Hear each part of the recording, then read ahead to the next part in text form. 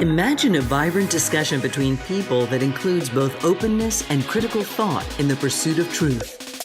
The Purchasing Truth podcast is an experience, a journey, an exploration of the impact that negative messages in politics and the media have on our families, community, society, and nation. Join your hosts, Bill Stierle and Tom Hazard, to discover new concepts and language strategies that will reveal effective ways of establishing truth. This podcast series will tackle current events, leadership challenges, healthcare confusion, integrity in business, and many other areas that affect us all. Gain clarity and understanding of the various truth perspectives. Welcome to Purchasing Truth.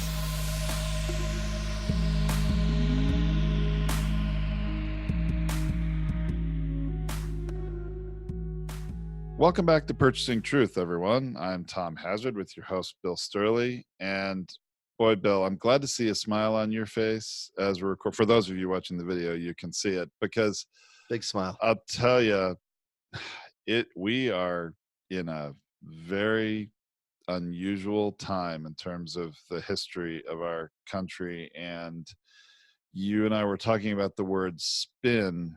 And I'll tell you, it seems like spin has a whole new meaning, doesn't it? Yeah, it does.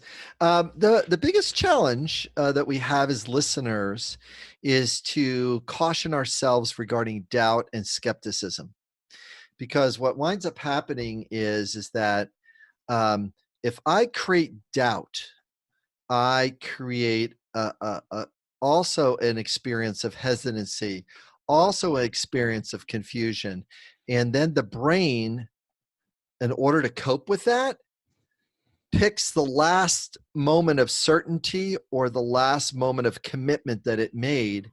So if I voted for Donald Trump and I had a commitment and my integrity was this guy's going to change things, I'm not going to believe the new truth.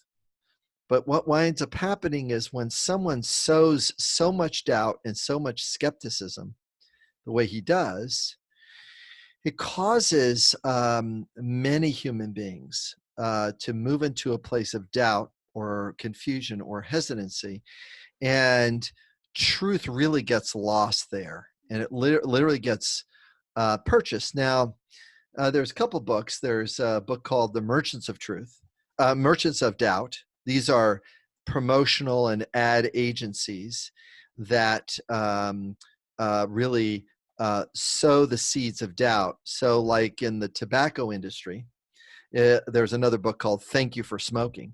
It's like the person's feeling grateful and gratitude for the other person for smoking. The PR firms for the tobacco industry also are the PR firms, the exact same PR firm for the coal and the fossil fuel industries, because they don't have to advocate for truth.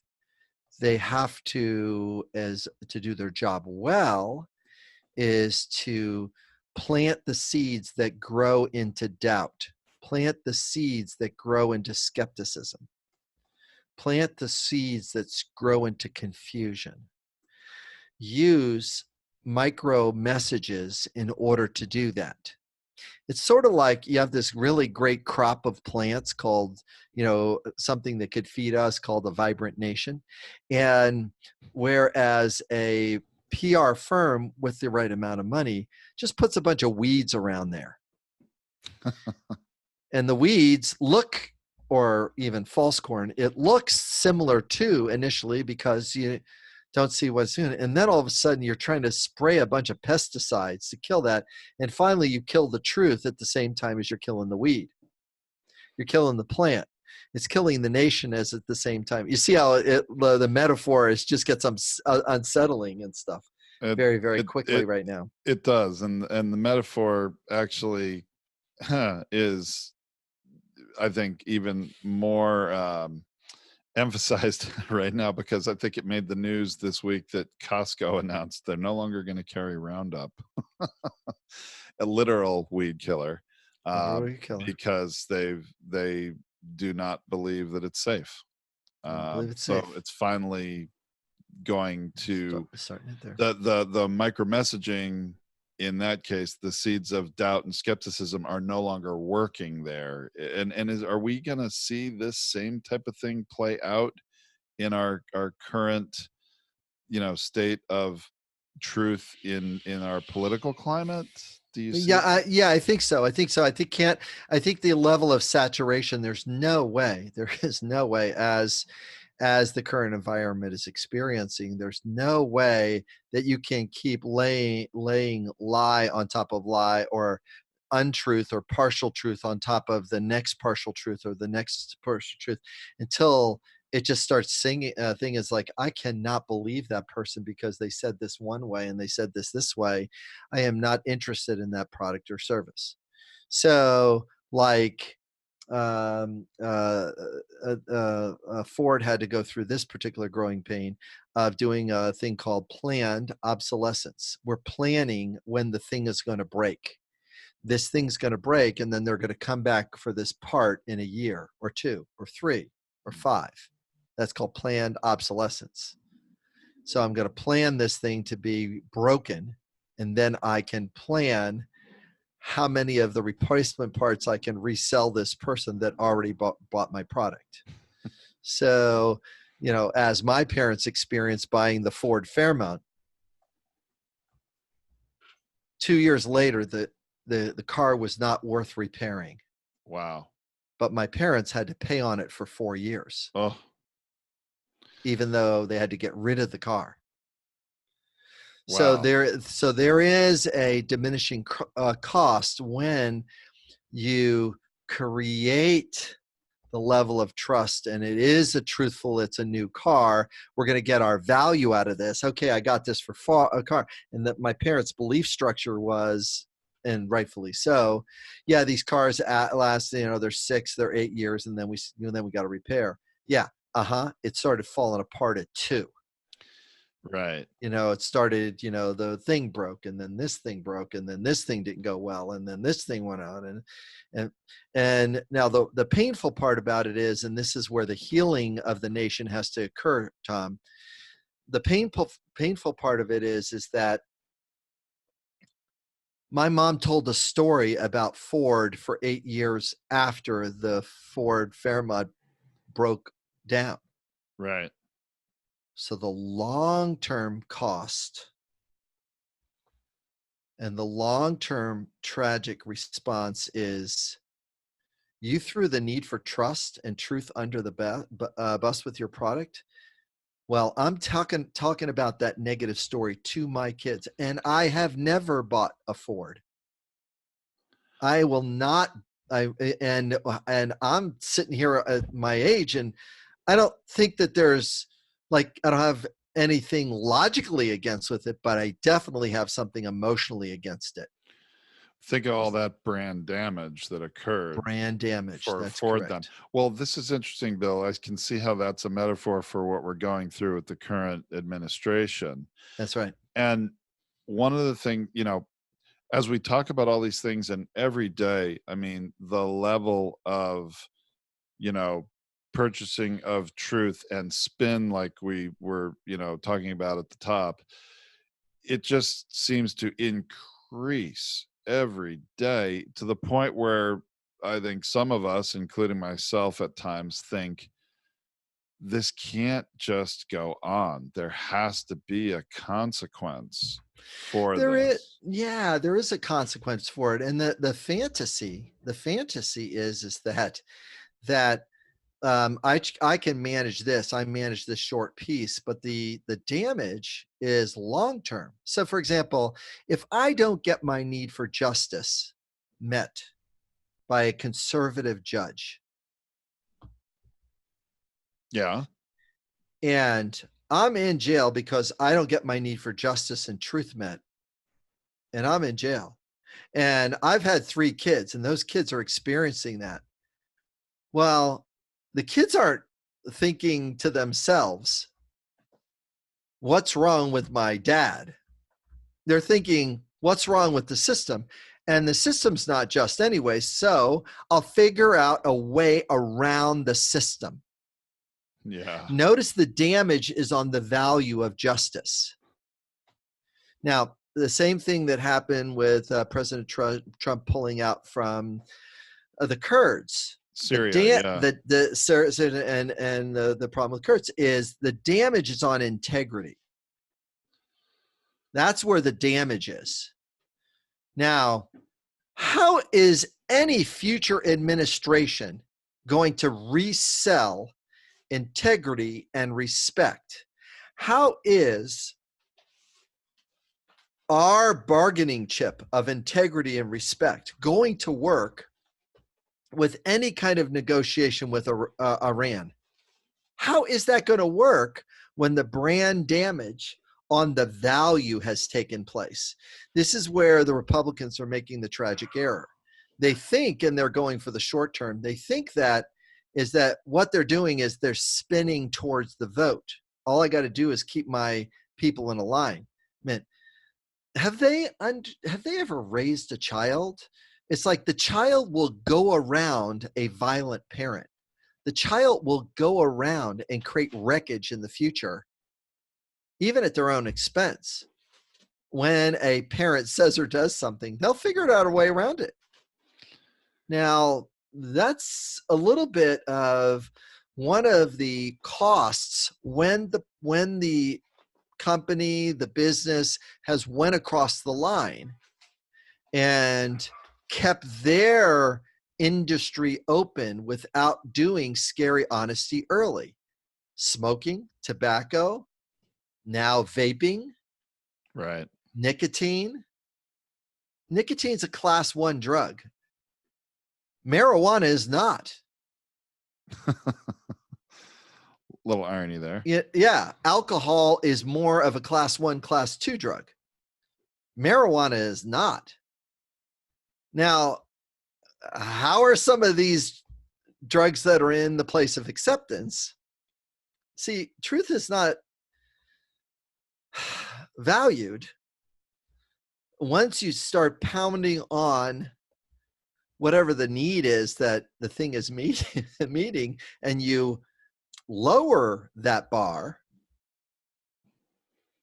Things do not go well in the long term. You can have a short-term win. You can have a short-term behavioral movement. You'll have a short-term boost in a quarterly thing, but the long-term damage is catastrophic.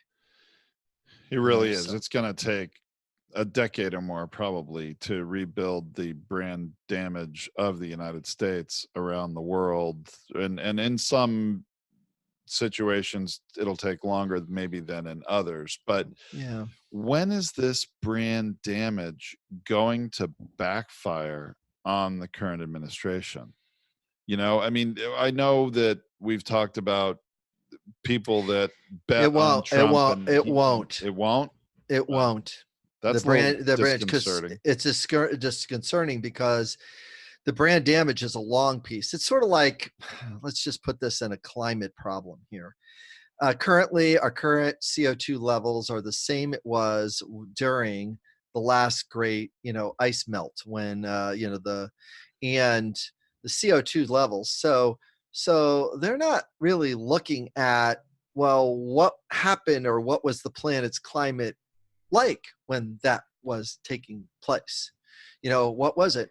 And the answer is that, well, back when the CO2 levels were at the current state that they are now, the ocean levels were 80 meters higher than they are now. Really? So at the worst, at the highest, wow, it was at the current CO2 levels. So the planet's going to be slow in catching up to the 80 meters. But the challenge is that, there's 77% of the world population would be underwater at 80 meters. Sure would. That's not a good thing. So we're not trying to make, it's not survival. It's not survival of the planet. It's not global warming.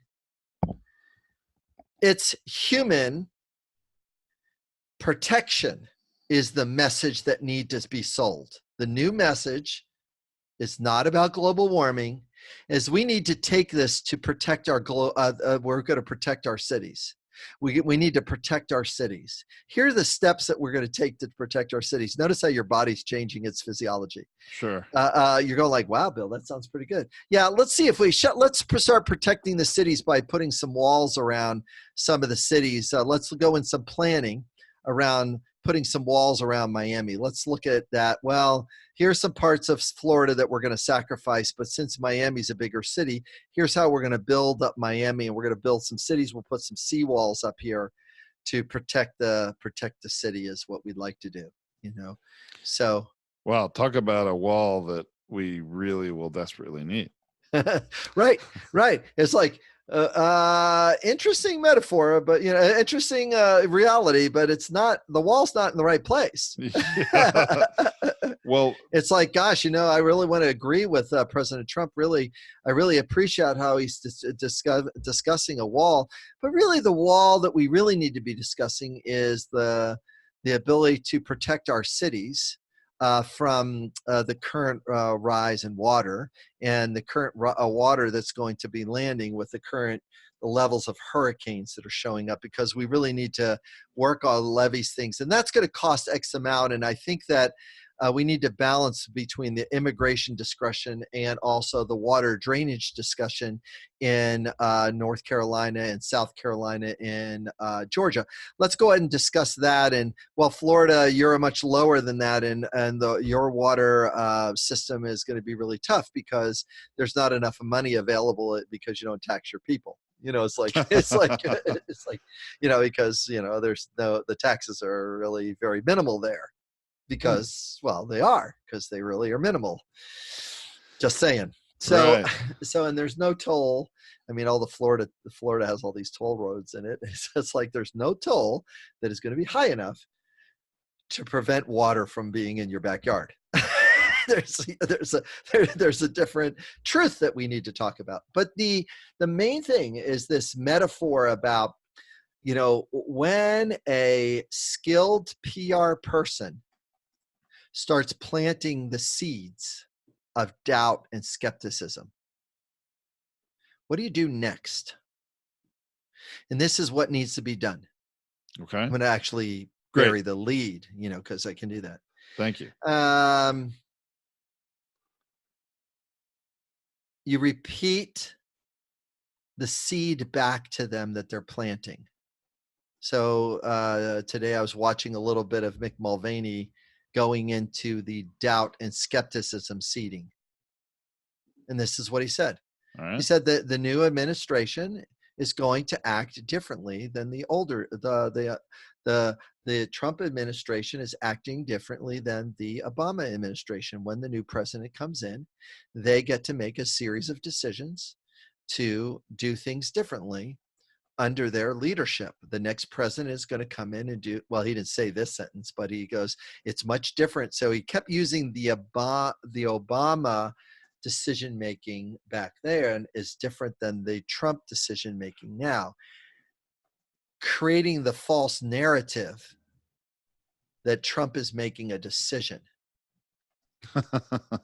That's what he's covering.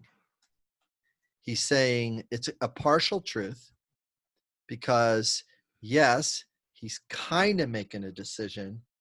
It's not a well thought out decision, but he's kind of making a decision. And yes, he is kind of being in integrity with what he promised on the campaign, but he is not in alignment with the truth of our best interests as Americans, as what we're fighting for our military. It's actually meeting the need for integrity because this is what you said you would do, and endless wars, but it is not in alignment to, if I end or make this decision about Syria, I am now jeopardizing, let alone not warning anybody that he was making the decision. It's just that there was no planning in it. It's like, do it and then get it done and deal with the wreckage. Okay, so 200 of them or 500 of them are going to die, and I'm not invested in them because we don't really have any interest in stakes there. And the head shaker is that there's nuclear weapons in the area in Turkey. There is our global adversaries, Russia and Iran. You want to let them take over this mess? Well, oh my. Not to mention, hundreds of ISIS detainees, if not thousands, that now are just being released back into the world to That's right. then exact revenge on the United States at some point. I mean, they're going to be really angry. Yeah, if he said the sentence, it's like, listen, I want to honor the nation's integrity for the Kurds. And what I'd like to do is offer them amnesty in the U.S. because the Kurds have fought along Americans, and the troops did blood transfusions and gave bloods for their Kurdish counterparts, and our blood is in their blood, and we welcome them with open arms. Then you got a shot at it. Yeah, but then of course he's gonna have issues with the integrity piece of this mass migration or of people into the United States. We'll take the Kurds, but we're not taking the Mexicans. Blah blah blah. It's like craziness. How do you know if they're good? And then all of a sudden he tried to create. Well, there's some bad people there. It's like that's what exactly he did with. Well, they're giving us our worst, the murders of rapists. Yeah, it's like drugs. but there's a few of them that are good people. It's like he at the limited black and white thinking. It's kind of in the age range of the way an 11 or 12-year-old thinks. Right. It's like I got to make a decision, and my parents get to clean up the mess. Oh, I get to make a decision, and my parents make a clean mess. Oh, no one's calling me on the bad decision, so I get to make another bad decision. My parents get to buy their way out, or pay their way out, or talk their way out of the mess that I'm creating around me. So the casualty is integrity. The casualty is a long-term challenge. Who pays for global warming? Who plays for that? Is the protection of American coastal cities. So, I don't have to pay for that today. There's no cost for me in that. And they might reelect me because I've sowed enough seeds of doubt. I've sowed enough seeds of confusion.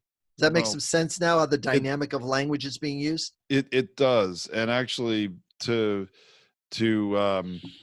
comment on what you just said about there might be enough doubt to get him reelected is a pretty scary thought. But, I guess I have sort of a part A and part B to that thought. I was reading an article that just came out that Moody's has forecast based on 3 key economic indicators. And they have a long history of being accurate on this, except they did get it wrong in 2016 because they predicted Hillary Clinton would win. Sure. So they admittedly were wrong then. So take what they're saying now with a grain of salt.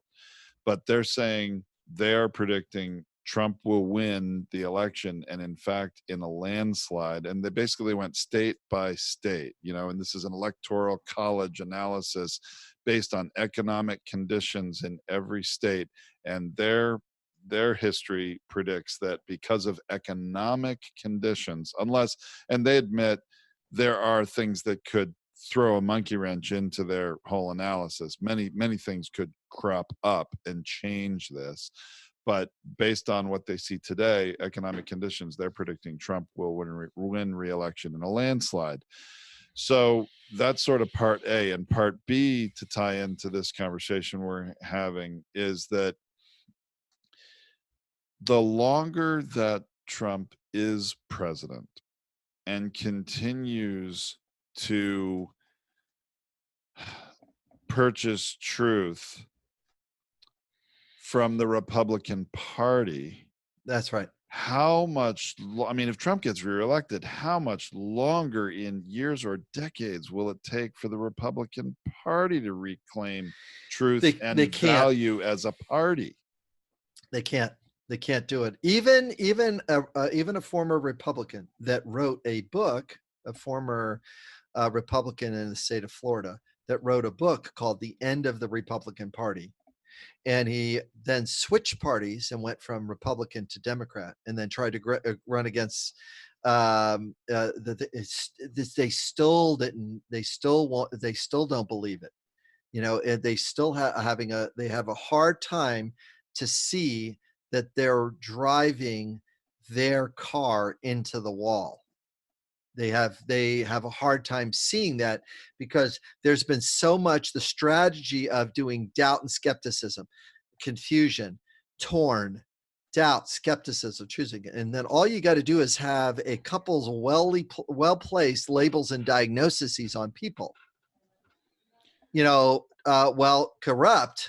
Biden's corrupt. And he's going like, there's no evidence. Yeah, well, we haven't found the evidence yet. I'm going to say this, and it's very upsetting. It's very upsetting to me to say it. It's like, All right. This is the size of yellow cake things and uranium. And it looks like that the Iraqis have gotten this from North Africa. And meanwhile, the truth is it wasn't there. And all they needed was the soundbite of Colin Powell holding up that, or George Bush holding up his hand and talking about the problem with yellow cake uranium, and then draw the false line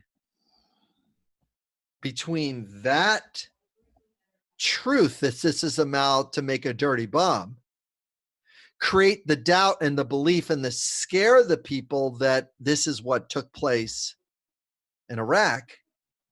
And all of a sudden we're in a war that was based on a initial partial truth, right, about the amount it takes to do a dirty bomb, or to create a mushroom cloud. I think was the mushroom cloud that could be lost on American city. It's like, frame things to scare people, can purchase more truth, or reinforce that there's nothing to look here, and that also can purchase truth. So Bill, it's very difficult.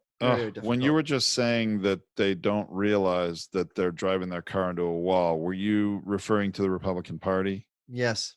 So the more that the current administration, that I would say most of the Republicans serving in Congress were not in alignment with in 2016, the more that the Trump administration purchases truth, you're saying he is forever altering the reality of the Republican Party, and the Republican Party members don't even realize that they are they're on this car that is driving down the road in the dark with no headlights, and it's heading to crash into a wall, and there's nothing they can do. Well, I don't believe there's nothing they can do, but they may not even realize it until they crashed into the wall, I guess. Is that right? Yeah. It's not until like the key leaders really do the tantrum they need to do.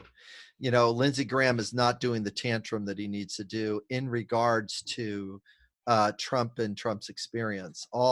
Lindsey still needs to gather his magic seven people if he would like to get this done. If you get seven really, really strong Republicans, and just, Mitch is really in big trouble right now, because he's actually fallen behind on his vote. He's like 2 points down in his reelection bid. So he is at 2 points down. And so, she's gaining. And a big part of this is that, he keeps sounding like, and is being more and more associated with, and the doubt and skepticism about the integrity of his leadership is really problematic. And, she's running against a military pilot, and she's she's got some strength to her. And she's got to do some scary honesty. It says, look, let me give it to you straight. You know, Personally, I don't believe in marijuana. Other states don't believe the same way that we do here in Kentucky. And so, I'm not necessarily doing it, but we do have an opioid crisis, and we probably better take a look at that too. See, she has to not get into the argument about, gay rights or this. You got to be in the argument that's a value-based argument. So does that make sense about the purchasing truth by creating a value-based argument as you stand in there? See, people are okay with disagreements just so that you're clear on what the value are you're standing for. If you're clear about it, this is a religious belief of mine.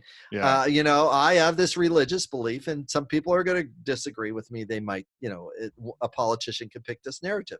My religious belief is this because in this book it says this thing, and it might be in a disagreement of things, but at least you know where I stand.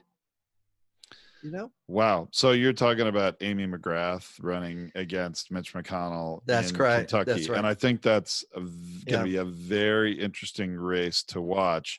Like I was mentioning a couple of minutes ago about, the Trump administration purchasing truth from the Republican Party.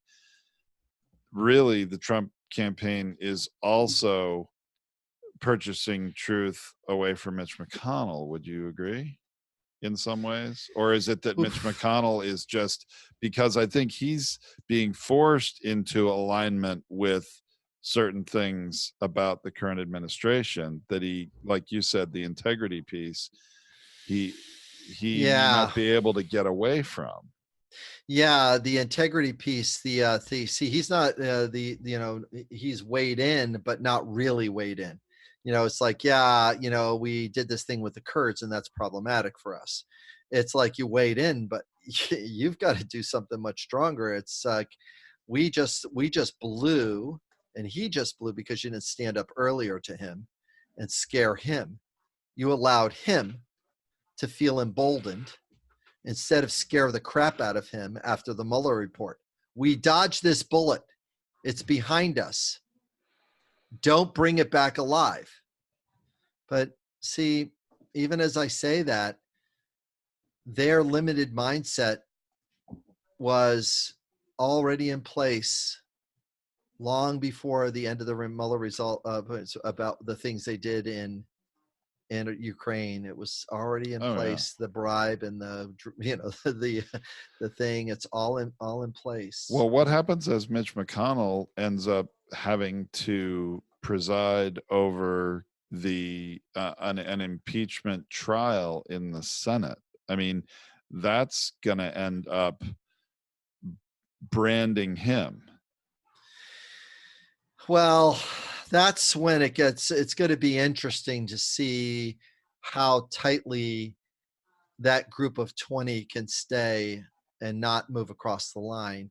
If all of the Republicans that vote to impeach, because there is either going to be 0, right, or they're going to be some walkers, 5, 10, 15, but not enough to execute the impeachment. Right. The ones that want to be reelected, they can actually throw up their hands and say, listen, I voted to impeach him, and what can I do? I didn't have they didn't follow my leadership, and the Republicans tend to go the other way, and I'm not with them. And it's just as bad as global warming. This voting of things. If you don't have human beings fighting for specific ethical values and ethical needs, you can't legalize respect. You can't legislate or punish when somebody doesn't respect another person. But it is an ethical issue. Right.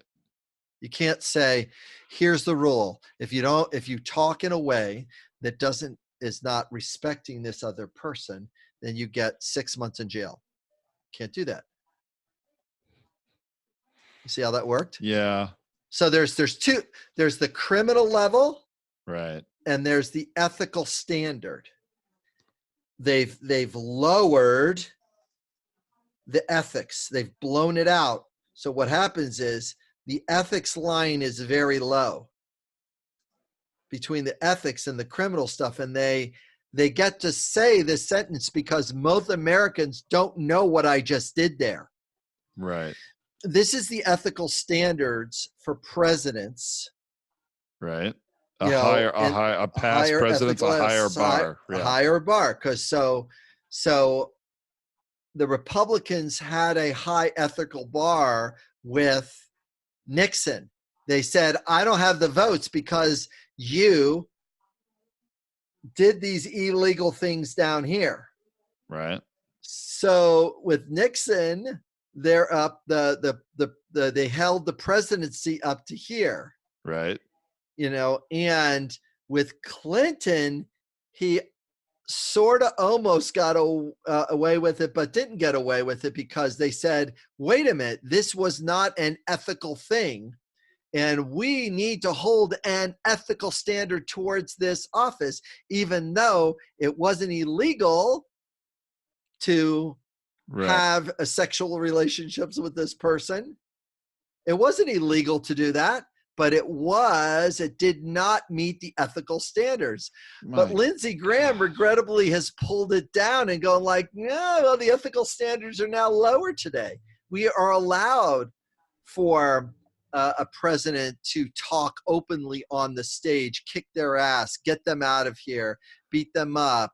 You know, we're not doing, you know, the ethical standard of the way this person speaks is not in alignment with it. And it's really hard for Democrats to know how to speak at the urgency of an ethical standard, because most Americans don't see the difference and can't adjust the difference between ethical and criminality. Isn't there an interesting irony here, though, that the Republicans, in the case of Bill Clinton, were impeaching him more on an ethical standard than a legal one, and now the Republicans are arguing in the case of Trump that it's not criminal. As it's not criminal, it's only an ethical issue, therefore he shouldn't be impeached. I mean, you're sort of trying to argue heads I win, tails you lose. That's right. That's what they're doing. They're really literally collapsing. So when you collapse something like that, what happens is that, and you allow somebody, because it's allowing the president to, as an authoritarian, to make a unilateral decision without consulting Congress about pulling out the war, without building a coalition to get something done, to actually have what's best practices in this, and how to see. If President Trump would have some wisdom, knowledge, and experience, he would say to the Republicans, listen, here are the 5 campaign promises that I've made. How can we get me to say that with enough truth that I got this done?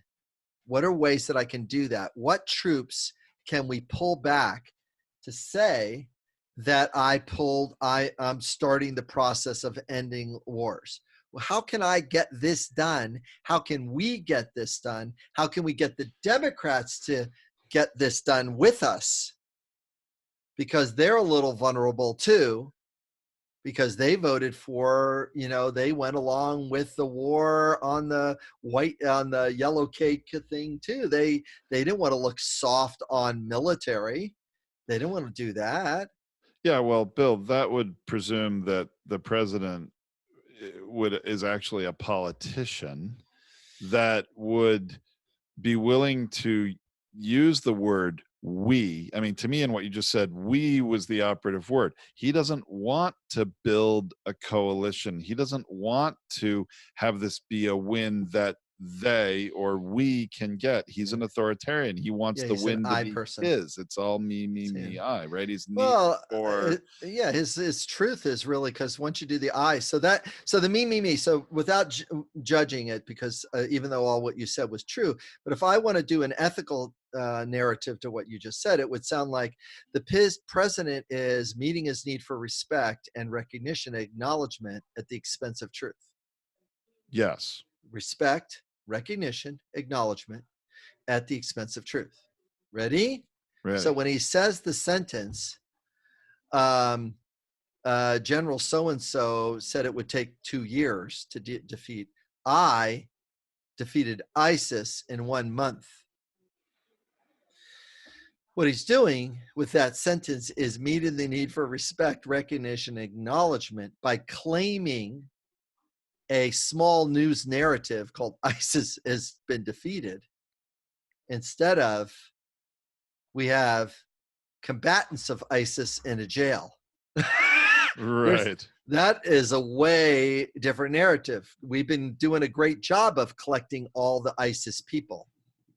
And what do you do with somebody in jail? And this is when it gets really upsetting. Is the idea of a jail process, if you really want to do it, is a rehabilitation narrative, which we don't do well in the United States anyways.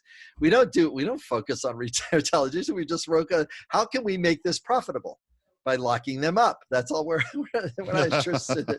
We're not interested in that narrative, because that's called respect for human life, balancing the need for expression with the need for truth. It takes an adult to do that. It takes a very wise parent to be okay with the kid being upset because they're a kid, being okay with that. I don't know. Problem is we've got the teenager, the middle schooler, running the house. Yeah.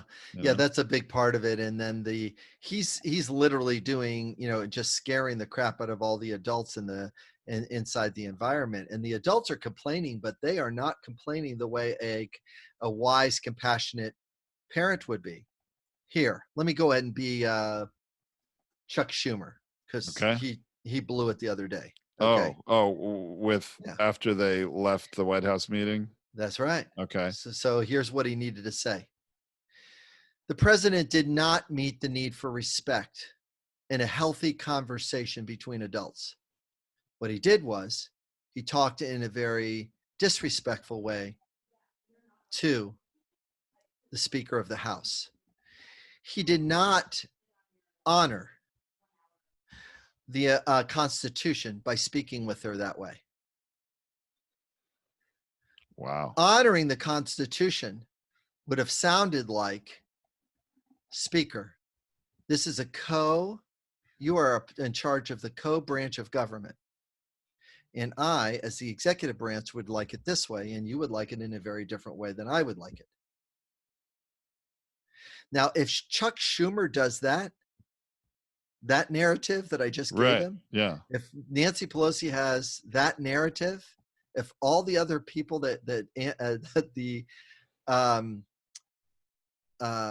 it's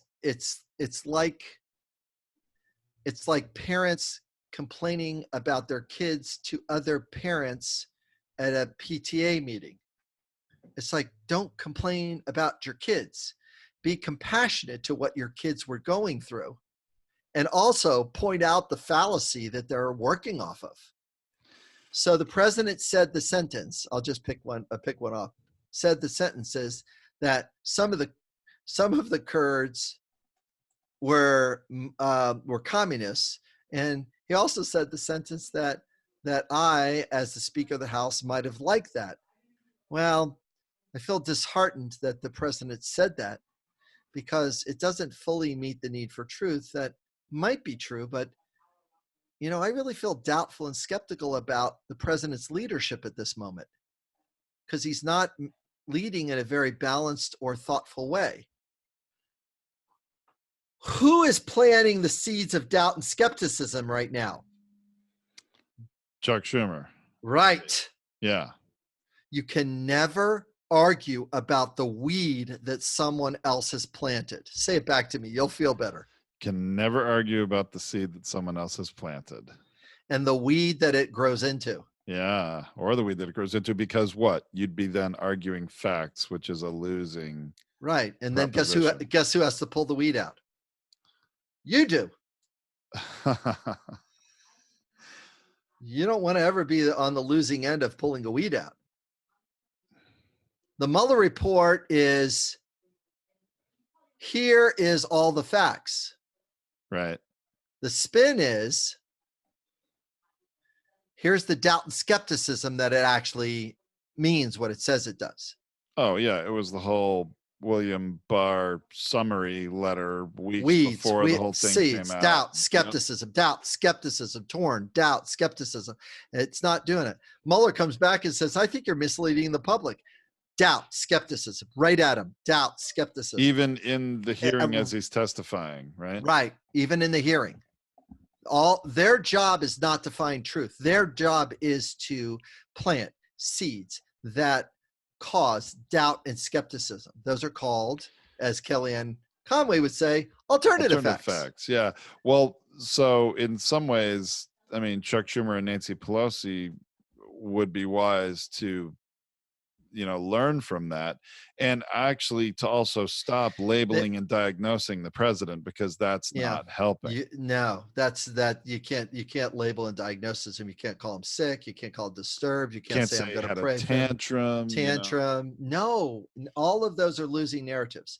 And I hear that you have the thought that they should learn from this, but I'm going to give you the worst answer. The worst answer is they don't have the skill to language through a high conflict, traumatized person that's in front of them. They don't have any skill and ability. They keep thinking his logical and his adult mind is going to come onto a place. Hey, listen, I got some bad news for everybody.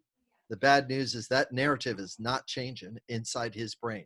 He will be just as bitter and viable and pollute the environment when he leaves the office.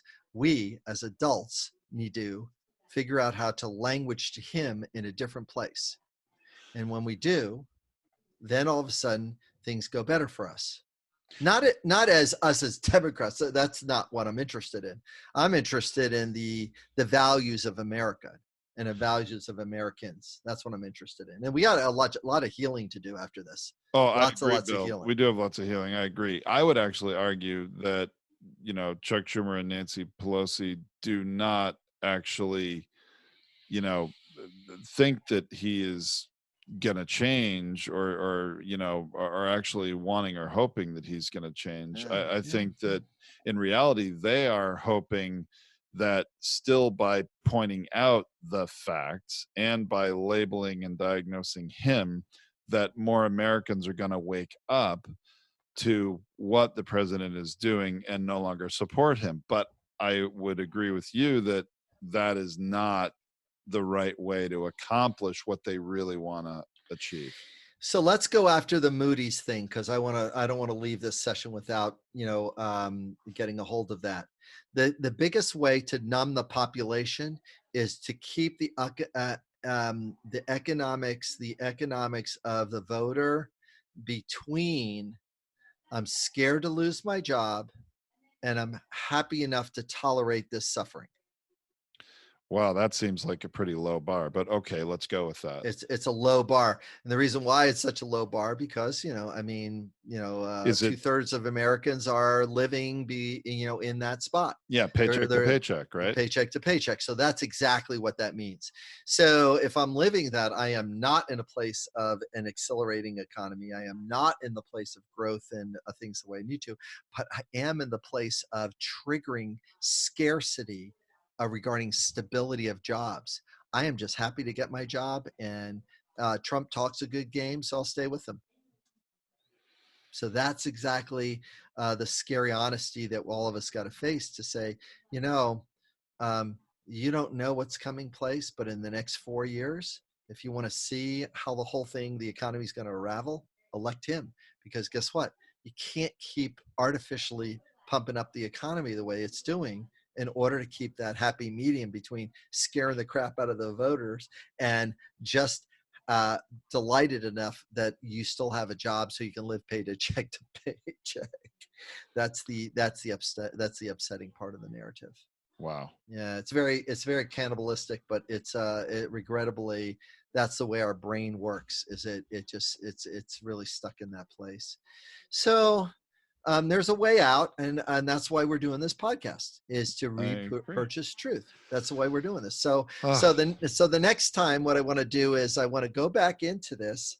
How can the flames and the passion, the flames change to a focused, passionate laser that truth can be reclaimed and healing can take place in the shortest amount of time possible? We need to have a discussion about truth and healing and truth and restoration so that things can go better. Because, after the wound, there's no sense of poking it with a stick, right, Tom? I agree. That's not going to serve anybody well. No, it really won't. Okay. All right, Tom, this has been a lot of fun. Yes, I've enjoyed it. Thank you so much, Bill. All right. Till next time.